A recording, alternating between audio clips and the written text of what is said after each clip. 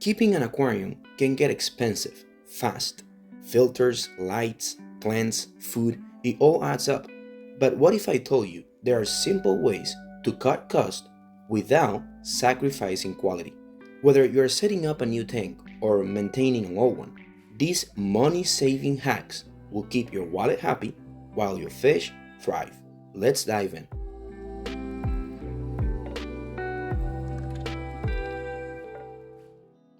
If you're setting up an aquarium, you usually have two main substrate choices, either an active plant substrate for rooted plants or sand and gravel for epiphytes. But here's a hack that not only saves money, but also boosts your tank's filtration: a lava rock base layer. This trick is especially perfect for epiphyte heavy setups because lava rock doesn't provide nutrients like aqua soil does, but it does something even better. It acts as a natural biofilter. Lava rock is incredibly porous, making it the perfect home for beneficial bacteria. Fish waste, uneaten food, and other debris naturally settle into the gaps where bacteria breaks it down. And visually, it looks great. Instead of waste piling up on the surface where it's visible, the lava rock hides it while keeping the tank cleaner. If you create a deep enough layer, you might not even need a traditional filter, just a small pump or skimmer for water movement and you're set. I personally use a canister filter in this tank, but I still added lava rock to help manage waste buildup. And let's talk cost. Canister filters can get expensive, while this entire lava rock layer was less than $7. Not bad, right? For that price, you get better filtration, a cleaner looking tank, and an overall healthier ecosystem for your fish.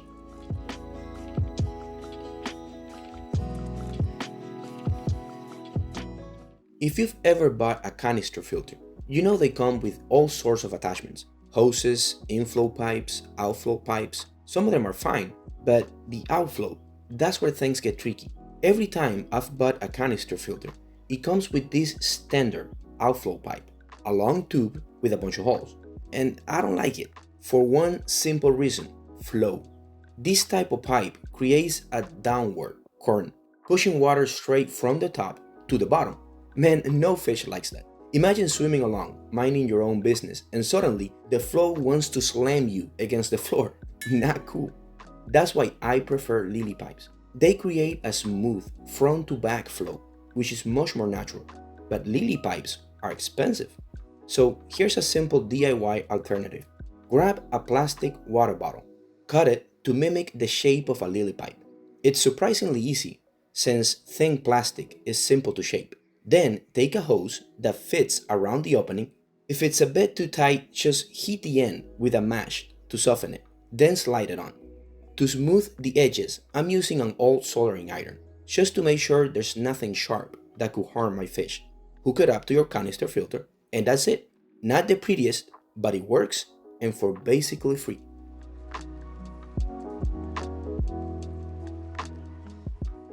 But before we move on, if you want beautiful, healthy aquarium plants, check out my shop. All of my plants are grown completely underwater with CO2 and strong lighting. And the shipping though? The shipping is where we shine the most. Every plant you order will be shipped in a small pouch, filled with aquarium water, and covered in thermal bubble wrap to protect it from the elements. If that is something you're interested in, there'll be a link in the description. If you've ever wanted to rescape an established aquarium, you know the struggle. What do you do with the old soil? I use Amazonia version 2, which works best with a layer of power sand underneath. But here's the problem. Power sand is packed with nutrients, and if it gets exposed to the water column, it can trigger algae issues. And once you mix it with the soil, it's impossible to separate. That means every time I tore down a tank, I had to toss out perfectly good substrate. That is, until I started using soil baskets. I made them using aquarium dividers, corrugated plastic for the walls, and tie wraps to hold everything together. The best part is this right here. I glued a fine mesh to the bottom. This lets water flow through, but keeps the soil contained.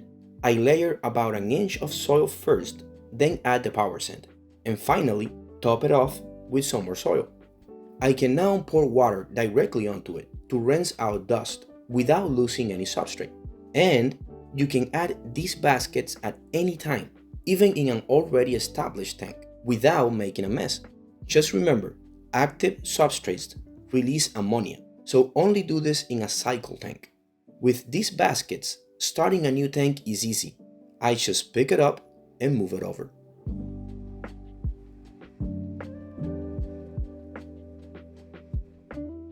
This one might not come as a surprise because we already talked about it in this video, using lava rock as filter media. But let's take it a step farther. If you have a canister filter, you know how expensive filter media can be. And since biological filtration is one of the most important factors in a planted tank, I always try to use high quality media. For the longest time, I stuck with CK Matrix. It's great, it works, but it's also expensive. And if you have a large filter, that cost adds up fast. So I'm not doing that anymore. I've switched to using lava rock as filter media. Why? Because it has a very similar surface area compared to Matrix, meaning it provides just as much space for beneficial bacteria to colonize. And since it's so porous, it's an excellent home for biological filtration. The best part? It's ridiculously cheap. I can fill an entire canister with lava rock for a fraction of what I spent on Matrix. Plus, it's easy to find. You can get it at landscaping stores, home improvement stores, or even certain pet stores. Just give it a good rinse before using it, and you've got yourself a budget-friendly, high-performance filter media. Same result, way less money.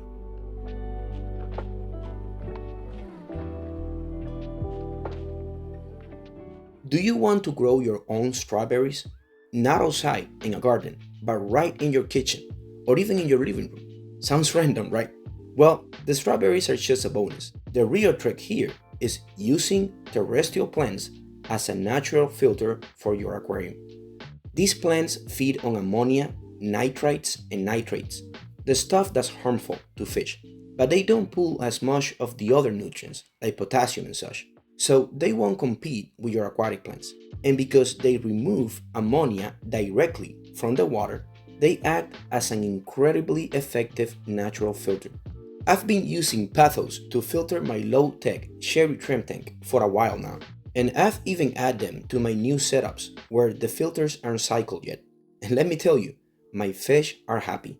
The water stays clean, parameters stay stable, and best of all, it's free.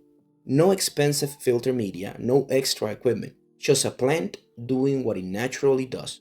And the fun part, since many terrestrial plants thrive on aquarium water, you can grow all kinds of cool stuff, like these little strawberries, which I'm way too excited about.